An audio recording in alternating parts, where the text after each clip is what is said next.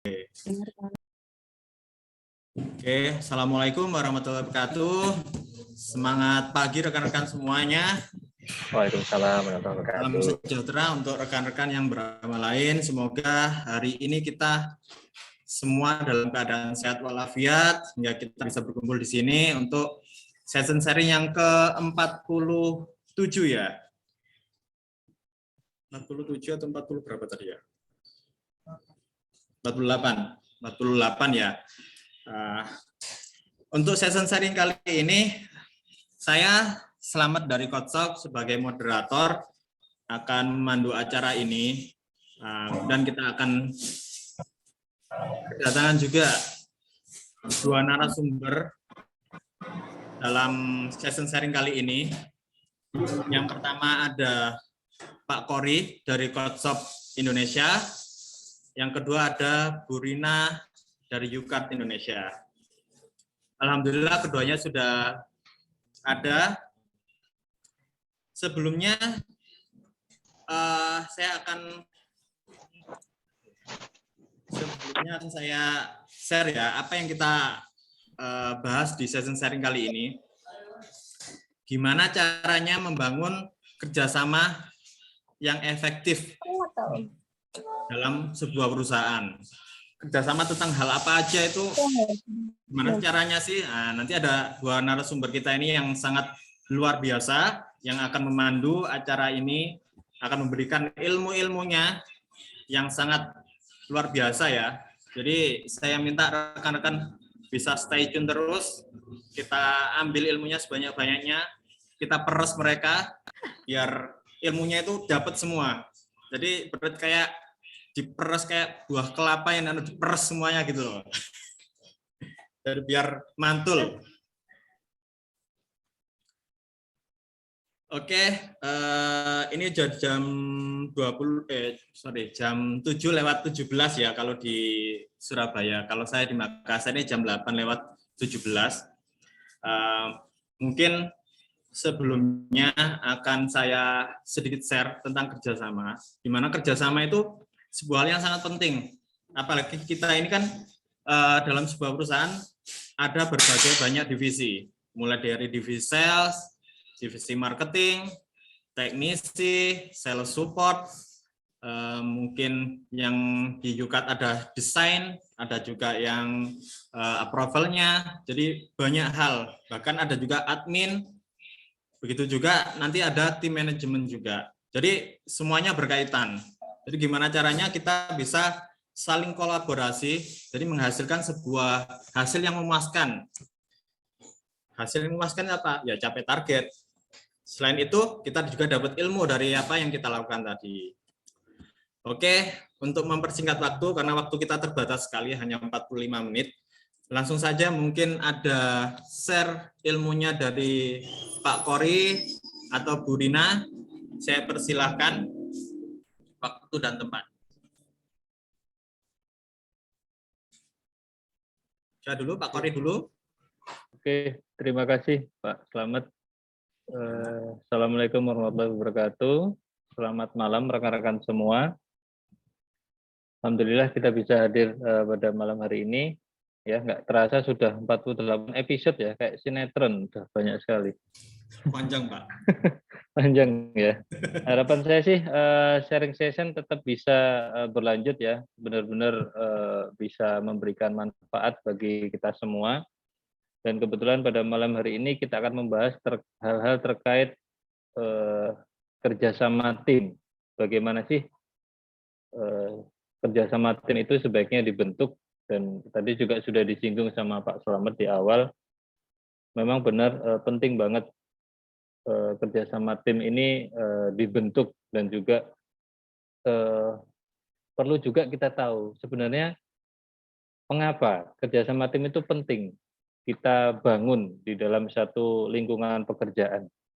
Karena sebenarnya lagi-lagi kalau kita mau jujur ya, tidak mungkin misalkan kalau misalkan di perusahaan yang kita tempati sekarang itu memang akrab dengan target, misalkan sales. Anggap saja targetnya berapa, misalkan 100 juta. Nah, Nggak mungkin juga misalkan kita hanya bekerja sendiri. Bayangkan aja misalkan seorang sales harus cari prospek sendiri, terus ngedilkan sendiri, deal harus packing sendiri barangnya, harus bikin invoice sendiri, terus juga dia sendiri yang ngirim, ya paling bertahan 2-3 hari, habis itu stroke sudah, nggak bisa lanjut lagi karena memang nggak bisa, kita nggak bisa kerja sendiri, semuanya juga butuh tim, butuh karena memang untuk bisa mencapai sesuatu yang luar biasa, memang butuh satu tim yang punya tujuan yang sama. Makanya sebenarnya ada beberapa alasan kenapa kok kerjasama itu butuh dibangun. Yang pertama, yang pasti adalah bisa meningkatkan produktivitas. Jadi kerjasama tim yang baik itu memungkinkan job desk atau pekerjaan itu dibagi dan juga didistribusikan sesuai dengan kemampuan dari tim itu sendiri masing-masing. Kayak contoh tadi juga sudah disinggung, ada person yang memang dia jago di administrasi, ya. Ada juga person yang jago di misalkan marketing, dia pinter desain, pinter bikin video dan segala macam. Ada juga tim yang dia memang punya kelebihan, saya tahu jalan Pak di Jalan Surabaya dan sekitarnya saya di luar kepala. Jadi kalau Bapak misalkan mau ini saya bisa lebih cepat daripada yang lain, contohnya seperti itu. Atau ada orang yang memang misalkan packing barang itu dalam waktu misalkan setengah jam bisa menghasilkan 50 barang terpacking, contohnya kayak gitu. Jadi memang semua orang punya kelebihan sendiri-sendiri. Nah, dengan adanya kerjasama tim ini, pembagian tugas dan segala macam itu bisa akhirnya pekerjaan itu akan lebih cepat selesai. Goal yang sudah kita tentukan di awal itu akan lebih mudah dan lebih cepat tercapai. Itu pertama. Jadi alasan pertama kenapa kok perlu banget kita bangun kerjasama tim yang baik di lingkungan kerja kita. Itu adalah yang pertama, meningkatkan produktivitas tadi. Yang kedua, dengan adanya kerjasama tim yang bagus, itu bisa mendorong inovasi. Karena tadi kita bilang di poin pertama, jadi akhirnya kerjanya fokus kan. Marketing ya menggarap perihal marketing, administrasi ya ngurusin bagian administrasi. Akhirnya kerjanya fokus. Karena kerjanya fokus dan setiap hari melakukan hal yang sama dan juga dengan koridor yang sama, akhirnya akan terbentuk pola dan bisa berpikir inovasi ke depan apa sih biar bisa lebih baik. Nah, jadi bisa menghasilkan solusi atau kreativitas atau inovasi atau gebrakan yang lebih baik di masa yang akan datang. Ya. Jadi itu yang kedua adalah bisa mendorong inovasi yang lebih baik ke depannya. Lalu yang ketiga itu bisa membangun support network atau jaringan support atau support system. Kita bilang support system. Jadi lingkungan tim yang kuat itu penting banget untuk setiap keberhasilan semua bisnis deh, bisnis apapun. Ya. Karena support system tadi misalkan nih misalkan dalam satu tim ada biasanya ada orang yang tidak hanya bisa di satu pekerjaan, dia juga bisa menghandle pekerjaan yang lain. Nah, ini juga penting banget kita perlu meratakan kemampuan anggota tim kita untuk bisa misalkan seorang sales itu juga mesti harus bisa packing dong contohnya, atau harus bisa marketing misalkan, atau juga minimal harus bisa bikin invoice misalkan. Jadi saat misalkan adminnya itu sakit atau berhalangan hadir, sales bisa handle sendiri gitu. Jadi tim yang lain itu bisa membantu membackup pekerjaan anggota tim lain yang sedang berhalangan hadir. Jadi bisa membangun support system atau networking yang bagus ya. Lalu yang keempat itu bisa meningkatkan moral atau biasanya moral tim atau moral karyawan. Jadi mereka kan terasa memiliki perusahaan ini, bukan berarti dalam pengertian yang sebenarnya, tapi rasa memiliki, sense of belonging-nya itu akan timbul. Karena kerjasama yang baik, kalau misalkan timnya ini kompak, itu mereka kan merasa terhubung satu sama lain. Jadi tujuan atau goal yang dicanangkan perusahaan itu tidak terasa sebagai beban, tapi benar-benar, ayo kita kerjakan ini bersama-sama, kita yakin bahwa tujuan itu akan bisa tercapai. Itu Pak Slamet mungkin pembukaan dari saya ya terkait kerjasama tim yang baik. Mungkin dari Bu Rina ada tambahan, monggo silakan. Oke, terima kasih Pak Kori. Mungkin bisa langsung disambung Bu Rina atau gimana? Atau ada pertanyaan dulu atau ada materi yang menarik dari Bu Rina? Mungkin ada tambahan? Ya, kalau dari saya sebenarnya sudah cukup terwakilkan oleh Pak Kori sih sebelumnya. Dalam artian itu sudah dijabarkan sih, kenapa sih yang namanya teamwork itu penting di dalam suatu organisasi dan sebagainya ya. Perusahaan manapun pasti dia harus memiliki teamwork yang kuat. Apalagi itu yang mana kalau saya mewakili tim sales ya, itu kan nggak bisa nih target yang sudah ditetapkan itu hanya bergantung pada satu orang saja, tapi kan satu sama lain tetap keterkaitan. Nggak misal nih kita ditarget 1M, nggak mungkin dong satu orang ini mau secanggih apapun satu orang ini ya mungkin akan bisa, tapi kan kemungkinan kecil untuk dia bisa sendirian. Dia harus bangun teamwork. Sama halnya kalau di sini banyak cowok-cowok pasti tahu dong, di dalam sepak bola itu kan nggak mungkin dimenangkan oleh satu orang saja, tapi bagaimana cara timnya itu berhasil. Meskipun di dalam sepak bola itu ada pelatih, kemudian ada pemain langsung ya kan, kemudian ada pemain cadangan. Nah, itu semuanya harus satu sama lain saling istilahnya teamworknya kuat biar musuh itu tidak mudah menggoyahkan kita. Itu aja sih. Kalau misalnya dari saya sih, kita amati dari permainan sepak bola sih, yang mana memang di situ luar biasa bangun teamworknya. Karena kalau mau gol ya harus ada porsi-porsinya. Misal nih, kalau misalnya pemain yang cadangan, dia ketika ada yang sakit ya mau nggak mau dia harus siap dong dengan situasi dan sebagainya. Itu menurut saya di perusahaan manapun kita bisa dan wajib menerapkan seperti itu. Jadi paling enggak ada orang yang bagian pelatih, setidaknya menyusun strategi. Tapi ada juga yang mereka langsung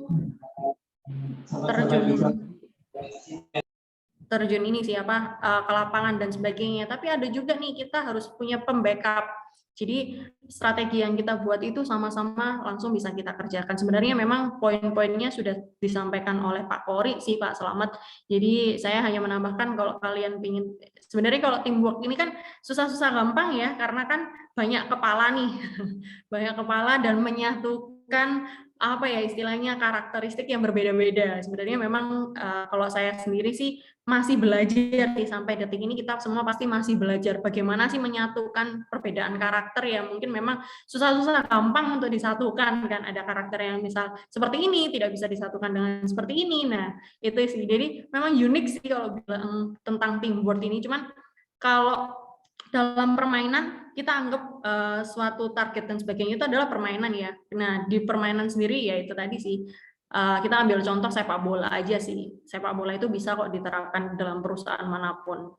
Kayak gitu. Itu aja sih Pak Slamet. Mungkin kalau misalnya dari saya, kalau untuk mengapanya sudah terjawab lengkap oleh Pak Kori. Cuman kalau dari saya mungkin ini aja sih, berbagi tips bagaimana sih kalau misalnya cara meningkatkan agar teamwork ini tuh efektif dan sebagainya. Seperti itu sih Pak.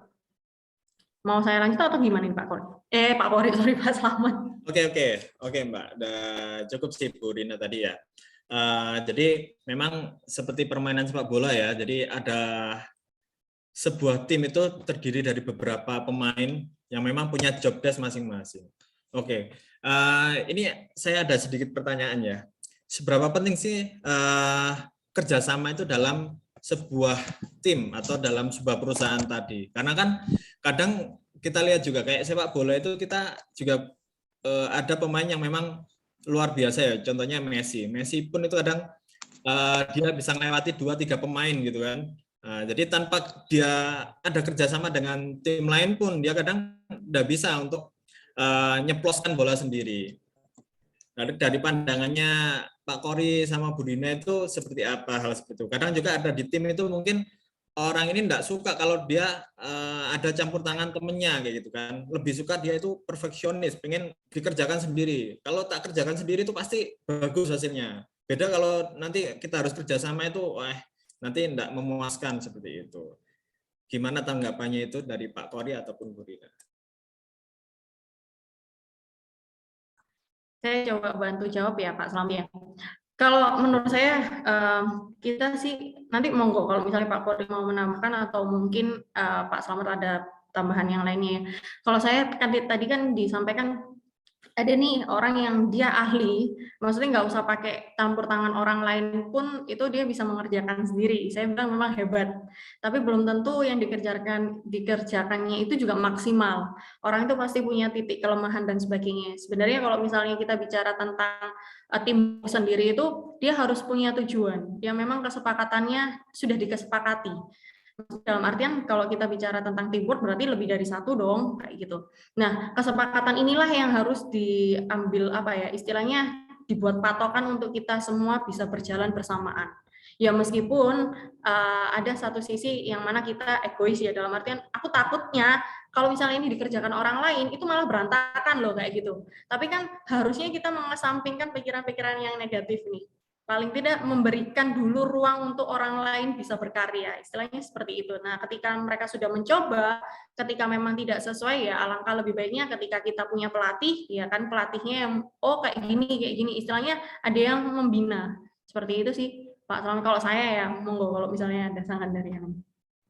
Oke, menarik sekali tadi itu jawaban dari Bu Rina. Dari Pak Kori mungkin ada tanggapan lain atau mungkin pandangan lain, silakan.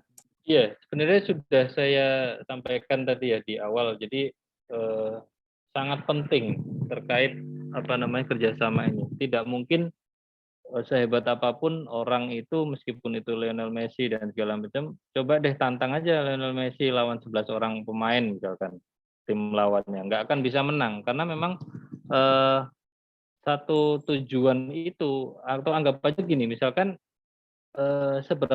seberapa kuat sih misalkan satu tangan kita itu menopang misalkan air misalkan, seberapa hebat gitu. Meskipun orang terkuat di dunia pun kalau airnya ditambah terus juga tetap akan jatuh airnya, nggak bisa menahan gitu loh. Karena memang yang namanya one man show itu, jadi kan istilah dengan orang yang mengerjakan segala sesuatunya di dalam satu bisnis itu memang akan ada batasan dan itu akan sesegera mungkin tercapai limitnya. Karena memang semua orang punya limit, nggak bisa kita unlimited. Ya, semua kemampuan manusia itu limit, pasti ada batasnya. Itu sih Pak Slamet. Sebenarnya saya juga setuju dengan yang disampaikan Bu Rina tadi. Jadi memang kita tidak bisa, istilahnya saya kurang sependapat juga karena memang di dalam proses bisnis itu semuanya dikerjakan tidak hanya di satu orang. Kita bisa lihat di semua perusahaan, semua tempat itu pun akan ada satu kerjasama tim. Jadi lebih dari satu orang. Itu Pak Slamet kalau dari saya. Oke, terima kasih. Oke, itu tadi jawaban dari narasumber. Mungkin ada pertanyaan dari rekan-rekan. Mungkin langsung open mic. Ada? Kalau enggak ada, saya ada sedikit pertanyaan lagi, Pak. Sorry, banyak tanya Pak ya saya. Ada yang tanya? Oh iya, silakan. Ya. Siapa ini yang tanya? Oh, Pak Hansen. Ya, silakan Pak Hansen. Ya, selamat malam Pak. Pak Slamet, ya, Pak Kori, sama Ibu. Saya lupa. Bu Rina. Iya, dan Bu Rina. Selamat malam. Gini, malam Pak Hansen. Saya mau tanya. Malam Pak. Malam. Saya mau tanya, jadi terkait sebenarnya kerjasama. Jadi di dalam perusahaan itu kan pasti ada berbagai macam divisi ya, maksudnya berbagai macam divisi, jabatan dan lain sebagainya. Apakah dengan mereka melakukan pekerjaan mereka masing-masing dengan baik itu termasuk kerjasama atau tidak, Pak? Karena kan kalau kita ngomongin soal kerjasama itu nggak cuma sekedar kayak kita ngebantu mereka untuk menyelesaikan pekerjaannya, sebenarnya harusnya enggak dong. Tapi dengan kita melakukan pekerjaan kita masing-masing dengan baik, gitu. Apakah itu termasuk salah satu kerjasama, Pak? Terima kasih. Oke, menarik sekali pertanyaan dari Pak Hansen tadi ya, Pak Hansen dari MKO ya. Gimana? Tadi kan ditanyakan gini Pak, kalau dalam divisi masing-masing itu melakukan pekerjaannya sesuai dengan SOP, dengan apa ya, istilahnya sesuai lah dengan apa yang harus dia kerjakan, itu termasuk kerjasama atau tidak? Oke, mungkin ada langsung tanggapan dari Pak Kori atau Bu Rina. Ya, saya bantu jawab ya. Pertanyaan yang bagus sekali Pak Hansen. Jadi sebenarnya saya sependapat dengan, justru saya malah sependapat dengan pertanyaan ini. Karena di awal, proses awal dari kerjasama tim itu adalah pembagian tugasnya dulu. Sorry, di awalnya adalah penentuan goal-nya dulu tadi, di awal ya. Goal-nya apa? Nah, kemudian kita tentukan pembagian tugasnya yang tadi saya sampaikan di awal, support system. Jadi kita bagi tugasnya menurut dengan kemampuan dari masing-masing anggota tim. Jadi yang memang bagus di admin ya mengerjakan administrasi, bagus di penjualannya di bagian sales dan seterusnya. Nah, dari sana dengan kita mengerjakan job desk yang sesuai dengan pembagian tadi dengan baik, itu sama saja dengan kita selangkah lebih maju untuk mencapai goal tadi.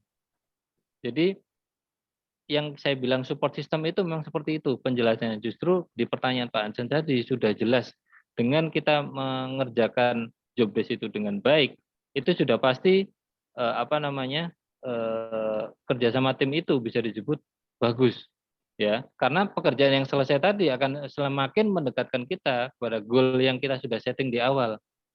Nah, pertanyaannya adalah jika di tim itu tidak, dalam artian tidak istilah yang kita biasa sampaikan itu tidak full tim, misalkan ada satu tim yang berhalangan hadir dan segala macam. Nah, ini justru butuh ada pemerataan kemampuan di tim itu. Misalkan ada yang juga bisa selain misalkan dia sebagai admin, dia juga bisa sales misalkan atau person Pak ya. Iya, jadi backup person itu penting juga dibentuk dari tim. Ya, itu sih Pak Hansen kalau dari saya. Saya sependapat justru dengan pertanyaan tadi. Mungkin ada tambahan dari Bu Rina. Iya. Kalau satu kurang aja hancur. Iya, betul. Thank you, Rina, ada tambahan?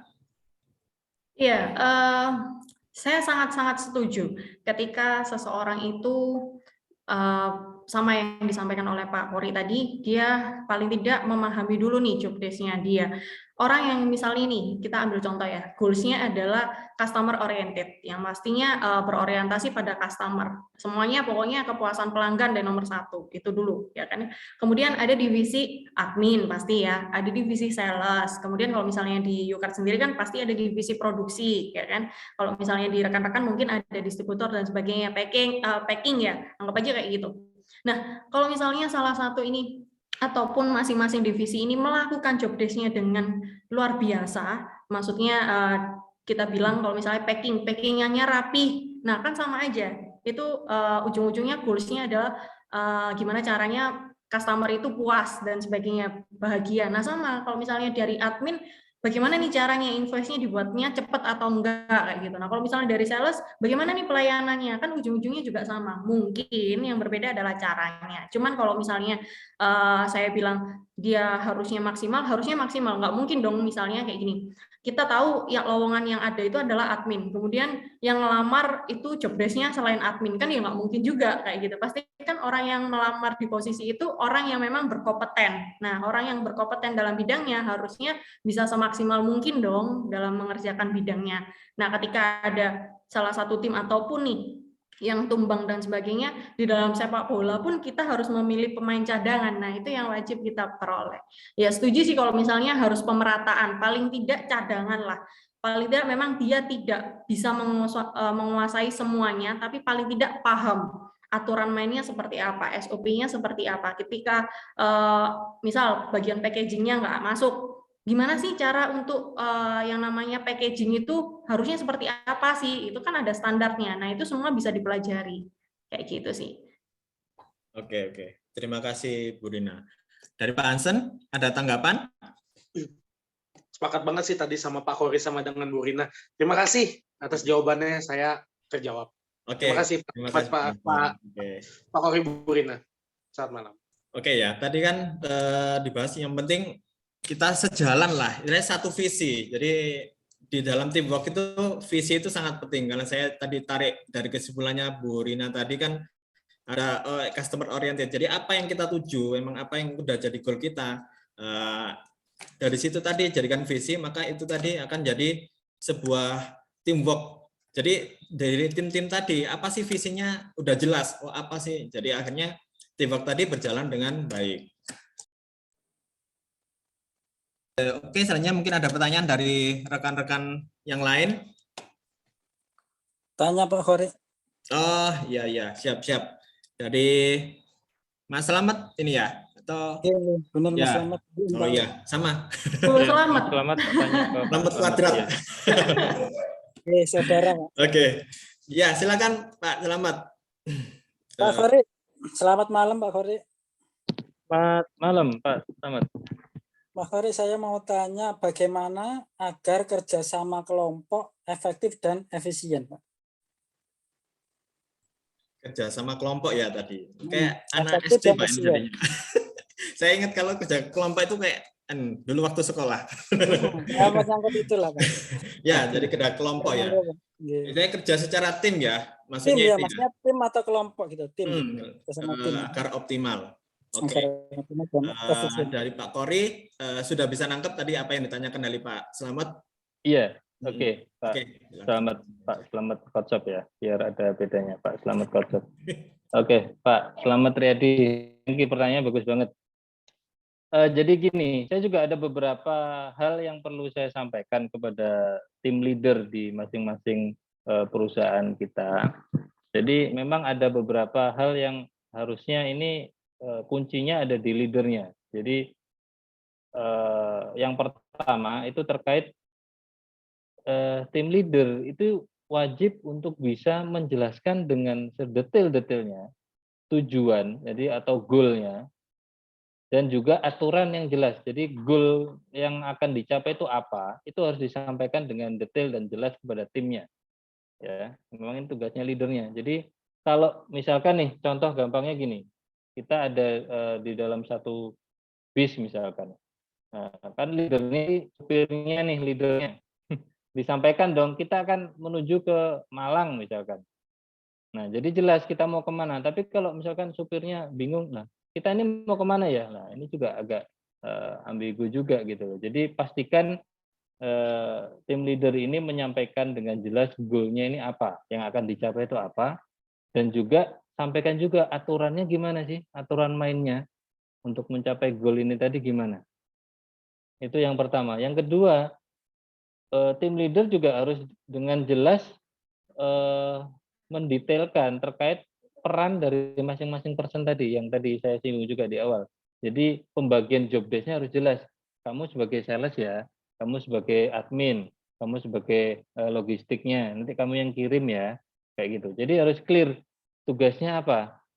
Jadi biar nggak bingung juga timnya di bawah ini, jadi aku ini apa sih? Sebenarnya saya ini tugasnya apa sih? Nggak gitu juga, harus clear, harus jelas juga.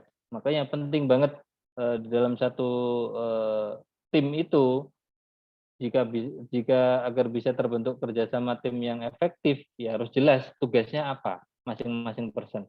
Jadi biar nggak terjadi konflik juga, dan juga tidak terjadi overlap job desk. Yang saya maksud overlap job desk itu misalkan harusnya ini dikerjakan oleh marketing misalkan, tapi juga dikerjakan oleh sales dan sebaliknya dan sebagainya, dan juga di divisi yang lain. Ya, yang ketiga ya terkait yang tadi juga sudah saya singgung, adanya backup person yang setara. Ini juga penting banget untuk membackup jika ada person yang tidak bisa hadir. Yang selanjutnya yang keempat, tim leader juga harus bisa memberikan contoh yang baik. Jadi leader yang baik kan bukan hanya memberikan perintah, jadi juga memberikan contoh. Oh, gini loh contohnya. Ya, misalkan ada tim yang kok nggak pernah capai target ya, jangan-jangan nggak ngerti caranya. Jangan-jangan misalkan ngirim barang ke dekat sini aja sampai setengah jam. Jangan-jangan nggak ngerti jalan yang ada jalan pintasnya di mana. Misalkan, contohnya seperti itu. Jadi leader juga mesti bisa kasih contoh yang baik. Selanjutnya yang kelima, tim leader juga mesti bisa mendorong sosialisasi antar timnya. Jadi misalkan dalam satu tim yang baik, ya, itu biasanya tidak hanya melulu membicarakan tentang pekerjaan. Dalam hal ini misalkan juga kayak contoh yang sudah sering dilakukan juga oleh perusahaan kita, misalkan kita olahraga bareng, entah itu futsal, bulu tangkis dan segala macam. Ya, misalkan contohnya seperti itu. Itu juga membangun engagement antara satu tim dengan yang lainnya gitu loh, masing-masing person di tim itu, ya. Jadi itu. Selanjutnya yang terakhir, yang keenam, tim leader juga mesti memberikan panggung dalam artian untuk anggota timnya.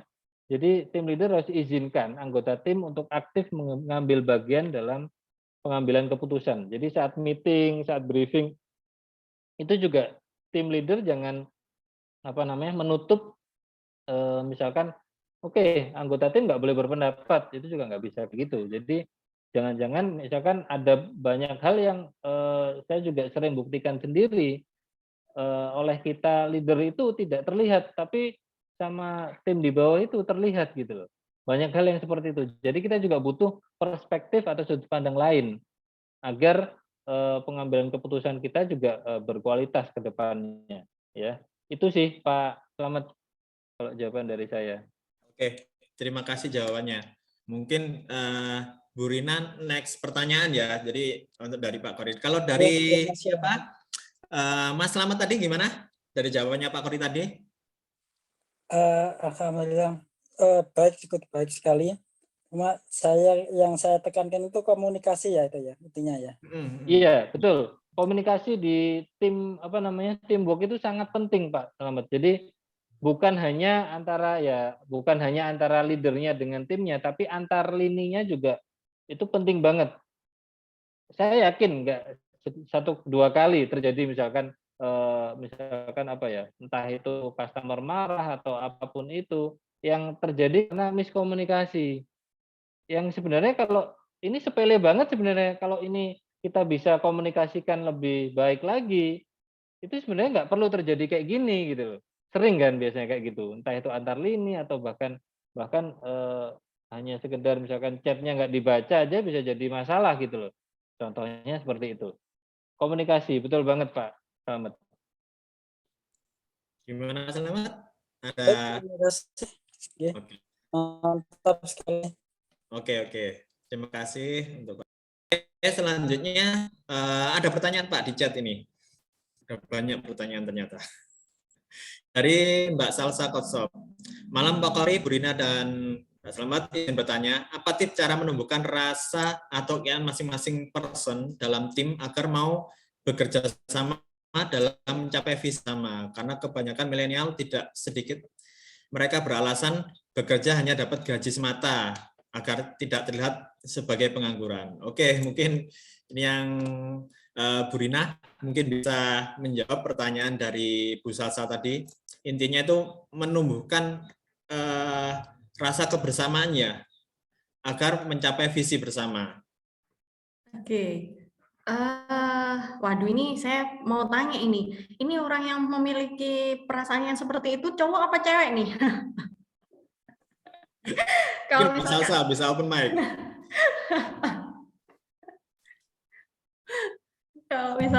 cowok apa? Putus-putus. Oh, betul. Putus-putus. Ini tuh case-nya cowok apa cewek nih orangnya? Cowok. Nah, kalau cowok saya tahu tipsnya harus bagaimana. Kalau cewek saya yang bingung juga. Kalau cowok, coba deh ajak ngedate bareng. Enggak sih. Kalau misalnya tipsnya cara menumbuhkan rasa atau keinginan masing-masing person dalam tim agar mau saling bekerja sama untuk mencapai visi yang bersama. Kalau saya menggunakan sudut pandang seseorang yang seperti itu ya, melakukan seperti itu tuh, kalau misalnya saya mau tarik garis lurusnya itu berarti dia itu masih belum paham visinya atau goals-nya itu seperti apa. Menurut dia, goals ini itu tidak menguntungkan dirinya. ada kemungkinan orang akan berpikir seperti itu, Kak Salsa.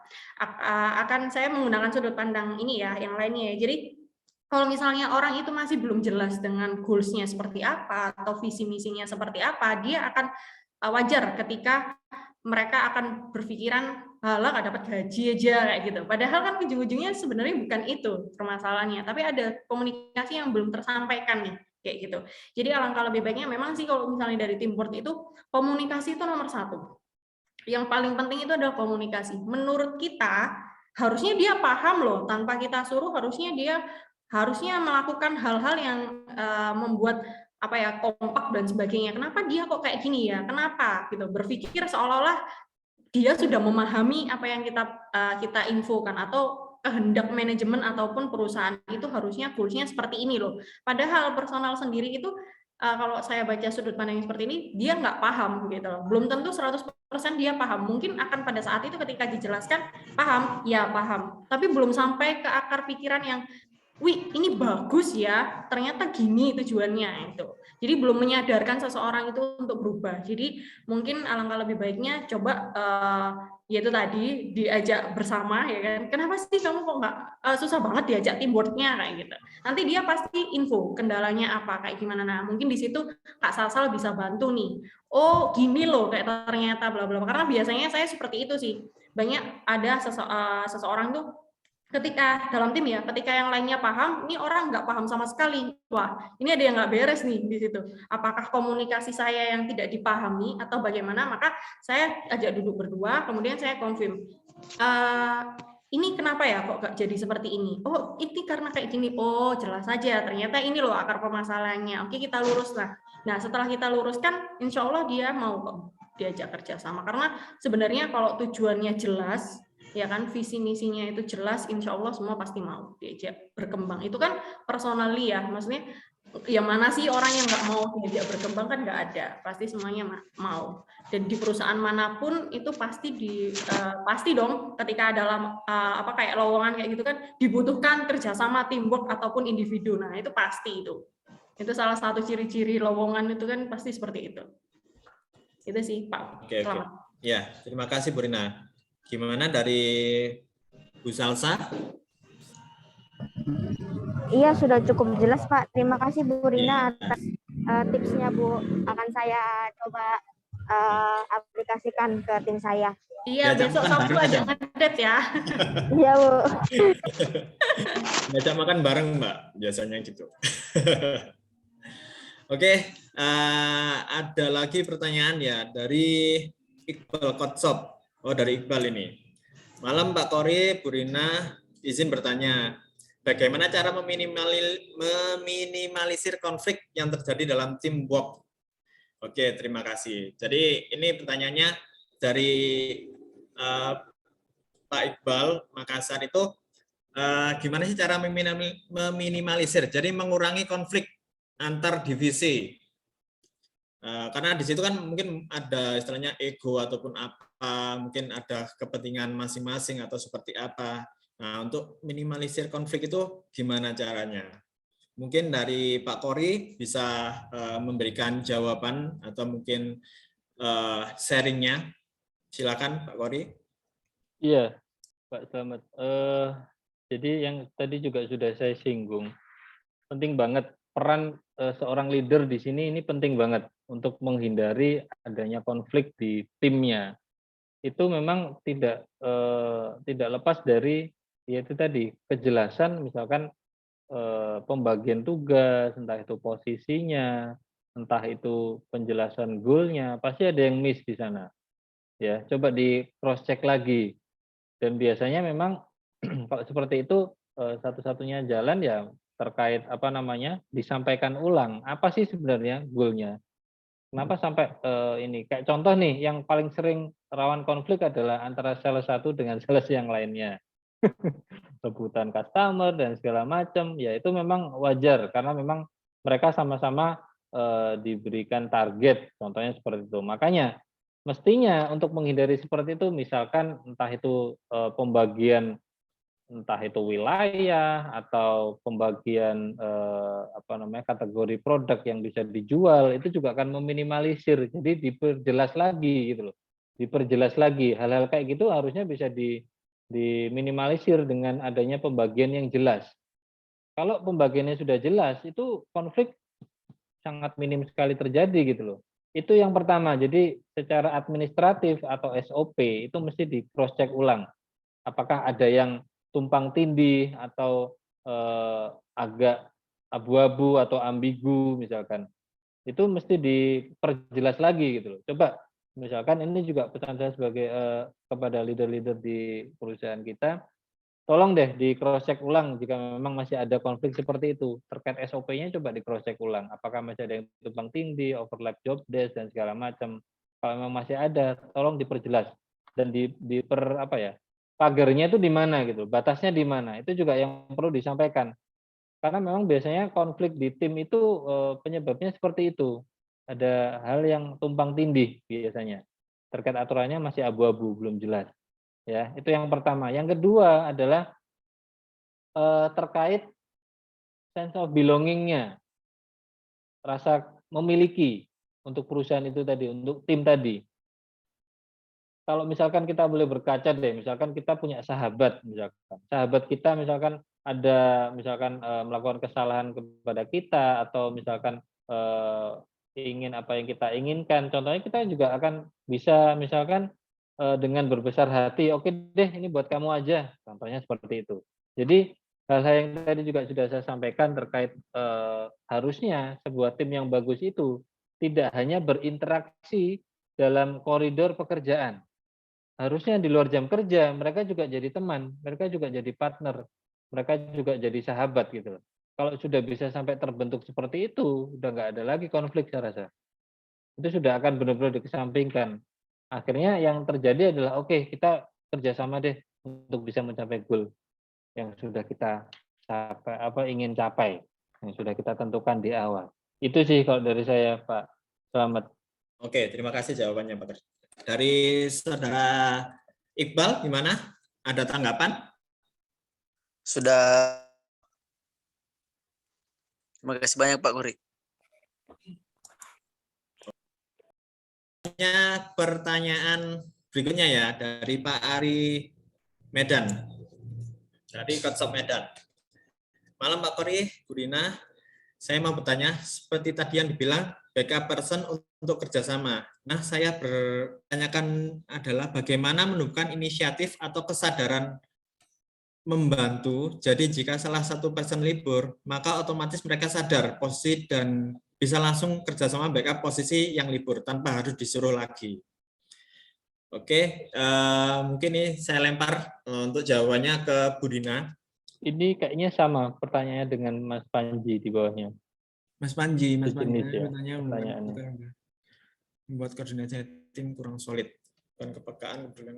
Oh iya, sama-sama ini anunya Pak. Ya, ini langsung satu kali jawaban ini kayaknya. Oh gitu ya, saya kira 1 kali 24 jam ini Pak. Kayak udah mau laporan apa aja ya. Oke, saya coba bantu jawab ya. Kalau seperti ini ya, ada seseorang yang harusnya paham antara bagaimana caranya bisa membackup ya kan, tapi dia itu nggak paham nih, nggak bisa istilahnya nggak ada kesadaran untuk membantu atau mungkin menumbuhkan inisiatif lah ya kan ya, seperti itu ya posisinya. Sebenarnya kembali lagi berarti kursnya yang belum jelas atau kemudian tapi selain itu mungkin Mas Ari bisa bantu saya untuk paling tidak diajarkan bagaimana caranya pola pikirnya yang berubah kayak gitu. Misal nih ada admin ya kan ya, admin itu pekerjaannya yulis kayak gitu-gitu aja, bikin invoice, surat jalan dan sebagainya kayak gitu ya. Coba kalau misalnya kita posisinya adalah leader dan sebagainya, yang mana ajak duduk ya kan, duduk bareng, Mas Mbak, Samen nggak pengen tah wawasannya Samen itu berkembang. Misalnya nih Samen bisa handling kayak misalnya kalau misalnya ada customer datang, kamu bisa tahu nih karakteristiknya orang seperti apa, kamu nggak pengen seperti itu. Atau mungkin tawaran-tawaran yang lainnya, yang mana orang itu akan seperti bukan terpaksa, tapi otaknya dia itu akan berpikir oh iya ya, kayaknya saya butuh nih, karena di luaran sana itu kita nggak ada kesempatan seperti itu, di sini ditawarkan. Nah, kalau misalnya seperti itu, inisiatif itu biasanya akan otodidak, istilahnya langsung lah, biasanya personal kalau misalnya ditawarkan seperti itu, misalnya tanpa disuruh dia paham, oh iya ya ini kayak gini, aku mau menambah wawasan, istilahnya seperti itu. Atau bisa juga seperti ini. Ini kayaknya kalau misalnya untuk apa ya, membangun kesadaran atau menumbuhkan inisiatif itu sudah di kemarin-kemarin session ya. Saya cuma flashback aja, paling tidak berpikir kritis. Ajarkan rekan kerja kita itu berpikir kritis. Saya biasanya seperti itu juga. Ke tim itu juga seperti itu. Ketika mereka punya kesadaran yang minim, saya kembalikan dengan suatu case. Misalnya seperti ini. Mbak, Mas, kalau misalnya nih, Samen nggak masuk, pekerjaan Samen harus diselesaikan dalam waktu yang singkat seperti ini. Samen membutuhkan siapa? Dia bakalan bilang, oh iya saya butuh backup. Nah, ketika salah satu personil tim kita ada yang sakit, nggak masuk, dan sebagainya, berarti apa langkah yang harus kita lakukan? Seperti itu. Orang pasti akan berpikir, oh iya pasti butuh backupan dong, kayak gitu. Nah, kalau misalnya orang itu adalah yang butuh bantuan itu adalah kamu, bagaimana caranya kamu bisa mendapatkan orang lain membantu kamu? Istilahnya seperti itu, dibaliklah. Bagaimana caranya ketika kita yang butuh, nih bagaimana caranya narik orang itu biar bantu kita. Nah, orang kan pasti apa ya istilahnya sosial ya. Ketika sudah dibantu ya nggak mungkin dong dia nggak ada kata terima kasih dan sebagainya. Atau mungkin dia imbal baliknya ketika dia nggak masuk butuh bantuan kita pasti bantu support. Seperti itu sih, jadi paling enggak tumbuhkan dulu pola pikirnya, mungkin ada pola pikir yang salah, kemudian yang kedua, paling tidak gimana caranya membuat dia berpikir kritis. Kita aja sih. Lebihnya ada di sesi sebelum-sebelumnya.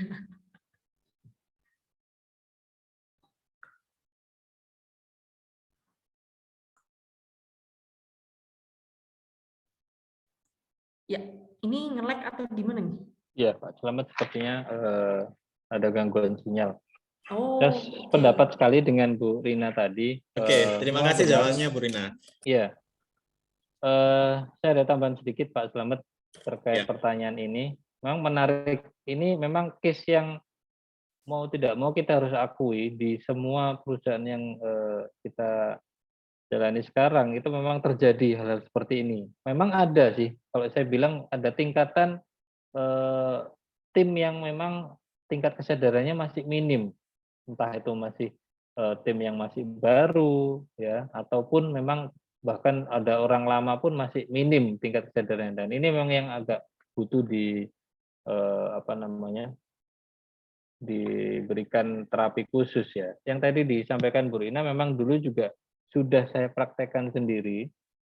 Jadi penting bagi seorang leader, sekali lagi saya sampaikan, karena ini juga ada pengaruhnya untuk di tim leader sendiri. Itu penting untuk bisa benar-benar paham tim saya ini potretnya seperti apa, dalam artian kemampuannya seperti apa, kesadarannya seperti apa. Kalau yang biasanya Pak Beni ajarkan ke kita adalah ada namanya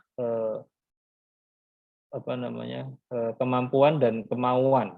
Ada tabel kemampuan dan kemauan. Ini juga mestinya setiap tim leader paham, tahu persis timnya di bawah itu ada di titik mana.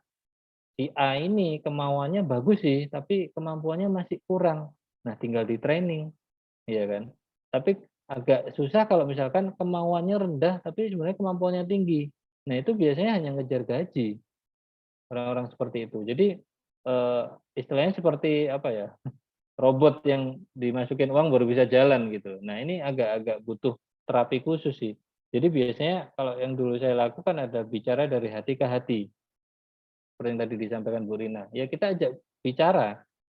Yang tadi mungkin Bu Rina istilahnya diajak ngedit. Jadi bicara empat mata itu memang penting. Lakukan briefing empat mata. Jadi coba deh digali sebenarnya ada masalah apa sih.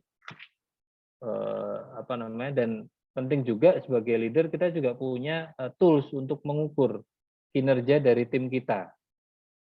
Jadi kita juga nggak bisa juga dengan seenaknya, kerja kamu kok jelek sih minggu ini, bulan ini, loh mana Pak? Dashboardnya mana? Ukurannya apa? Saya dibilang jelek. Nah, misalkan terkait job desk tidak tercapai targetnya, itu juga mesti ada tools-nya. Contohnya seperti itu. Tapi yang tadi juga saya singgung terkait bicara empat mata, coba deh kembalikan. Sebenarnya tujuan Anda kerja itu apa sih? Anda itu berangkat pagi, pulang sampai malam setiap hari seperti itu untuk apa? Untuk siapa? Kalaupun misalkan dia sudah berkeluarga, ya untuk anak istri saya, Pak, misalkan. Nah iya, kalau misalkan untuk anak istrinya Anda, berarti kan Anda juga mau dong berkembang dan segala macam. Jadi kembalikan lagi. Why-nya itu kenapa sih? Anda itu mau bekerja di sini itu kenapa? Nanti akan secara otomatis itu akan muncul tuh kepedulian. Oh iya ya, saya di sini juga ada target, ada tim juga yang butuh dibantu dan segala macam. Kepedulian dan respect tadi akan pelan-pelan muncul. Jadi memang harus butuh proses juga, butuh waktu juga untuk memang menterapi tim seperti ini, tapi bukan berarti nggak bisa. Ya bisa, pasti bisa kok, yakin. Tinggal proses terapinya aja yang tepat. Itu sih tambahan dari saya, Pak. Selamat. Oke, terima kasih. Kalau dari chat udah nggak ada pertanyaan lagi. Oke, mungkin ada tanggapan dari Mas Panji sama Pak Ari. Udah kayak bagian mana sih Mas? Sudah Pak Samad, sudah cukup. Berarti intinya untuk di komunikasi ya, komunikasi terus kemudian kita sadarkan by data juga ya, seperti itu tadi yang dibilang dari Pak Kori juga gitu. Ya. Baik, terima kasih Pak Samad. Ya. Terima kasih Bu Rina sama Pak Kori. Oke ya. Dari Mas Panji ada feedback?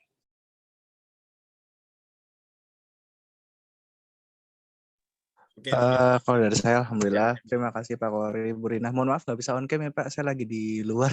Oh iya, siap. Lagi ngedate ya, Mas Panji ya? Langsung di luar. Terima kasih ya, intinya kita harus tahu timingnya juga, dan tadi kita dari Pak Kori sendiri kan terapinya ya harus tepat juga, itu sih mungkin harus dibiasakan juga gitu. Terima kasih sebelumnya Pak Kori, Mbak Rina, dan Pak Selamat. Sama-sama. Oke, terima kasih sama-sama Mas Panji. Oke, karena sudah tidak ada pertanyaan, mungkin saya buka lagi sesi pertanyaan. Sekali lagi, ada yang tanya? Saya Pak. Ya, silakan Bos. Saya, Pak. Ngacung 10 jari sekalian. Terima kasih atas waktunya.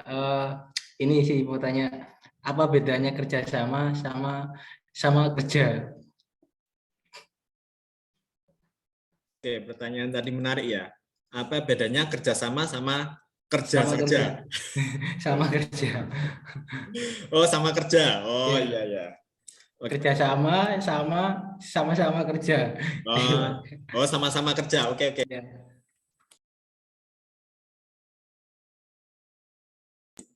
Mungkin dari kedua narasumber mungkin bisa kasih feedback, silakan.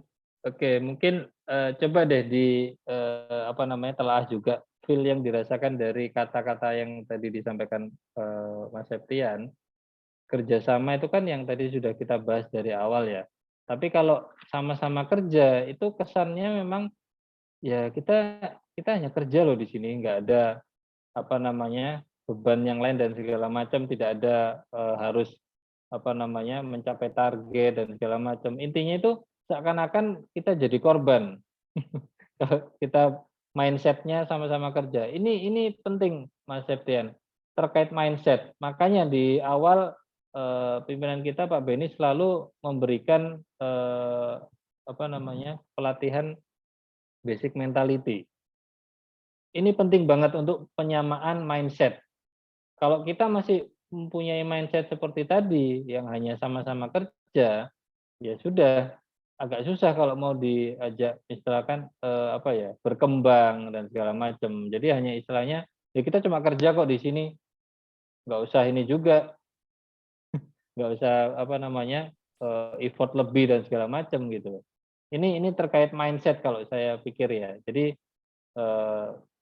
kalau saran saya sih tolong segera diperbaiki mindset-nya terkait itu. Jadi memang kita butuh kerjasama tim, ya. Itu kalau dari saya, Pak Samad.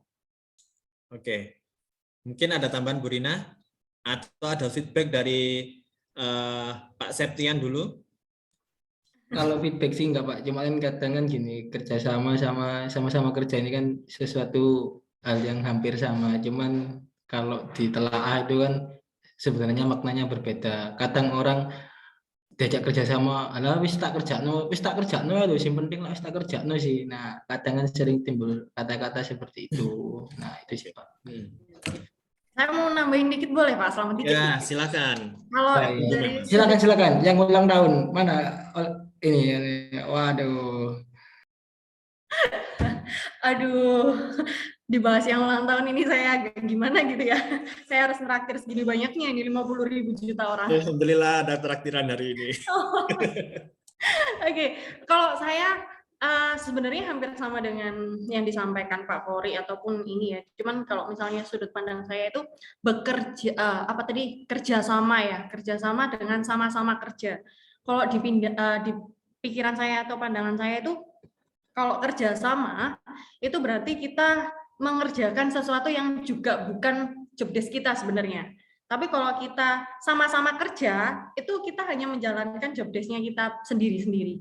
Ya kita memang, misal nih, saya sama Pak Polri, ya udah kita sama-sama kerja aja Pak. Ya iya, saya dengan job desk saya, Pak Polri dengan job desk-nya Pak Polri. Gitu. Tapi kalau misalnya saya bilangnya, Pak, ayo kita kerjasama ya. Nah itu kan otomatis saling membackup. Dalam artian ketika kita, kayak yang sekarang saya lakukan sama Pak Polri kan, Pak kita menjadi narasumber. Oke, yuk Pak kita kerjasama kayak gitu. Ketika saya tidak bisa menjawab ya berarti Pak Polri. Ketika Pak Polri tidak bisa menjawab dan sebagainya, saya melengkapi dan sebagainya ini. Tapi kalau misalnya saya bilang, Pak Polri kita ini ya sama-sama kerja ya gitu, ya udah saya porsinya saya ya Pak Polri, porsinya Pak Polri.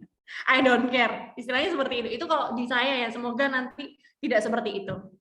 Itu sih kalau menurut saya perbedaannya. Oke, terima kasih dari Bu Rina. Dari Pak Ilham mungkin ada feedback dari yang disampaikan Bu Rina tadi? Enggak sih Pak, monggo lanjut. Oke, mantap.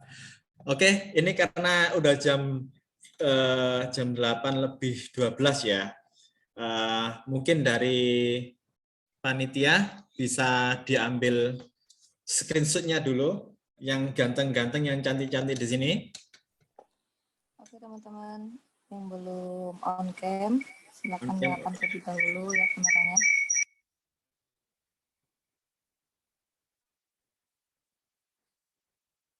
Oke, di sini ada 2 slide ya teman-teman. Saya mulai dari slide pertama dulu. 1, 2, 3. Oke, kok ada 3 slide ternyata. Kita ke slide kedua, 1, 2, 3. Oke, lanjut slide ketiga yang terakhir. 1, 2, 3. Oke, terima kasih. Selesai. Oke, terima kasih Mbak atas screenshot-nya. Oke, mungkin untuk sesi kali ini karena sudah tidak ada juga pertanyaan, mungkin saya akhiri beberapa resume yang saya catat ya. Jadi di sini kerjasama itu memang sangat penting karena kerjasama itu nanti yang menentukan kita bisa sukses, bisa sampai tujuannya, bisa capai hal yang kita inginkan itu dari kerjasama tadi, terutama di perusahaan karena kita nggak mungkin kerja sendiri-sendiri. Pasti ada beberapa divisi, mungkin teman kita yang bantu kita.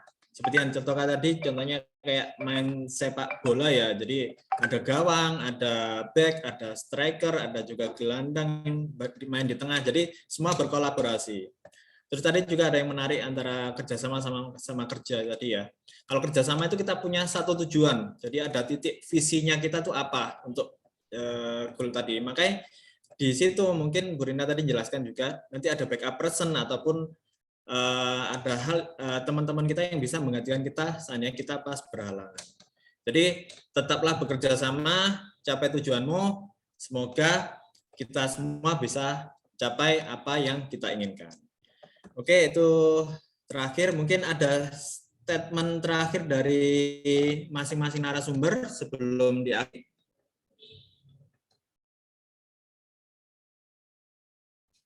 Cukup? Cukup, Pak Selamat. Cukup. Oke, terima kasih waktunya untuk rekan-rekan semua. Selamat malam, selamat beristirahat. Kita jumpa lagi di next session di hari Selasa ya. Jangan lupa teman-teman, di hari Selasa nanti kita ada session sharing lagi. Saya akhiri semuanya. Wassalamualaikum warahmatullahi wabarakatuh. Waalaikumsalam warahmatullahi wabarakatuh. Terima kasih Pak Kori, Bu Rina, Pak Selamat.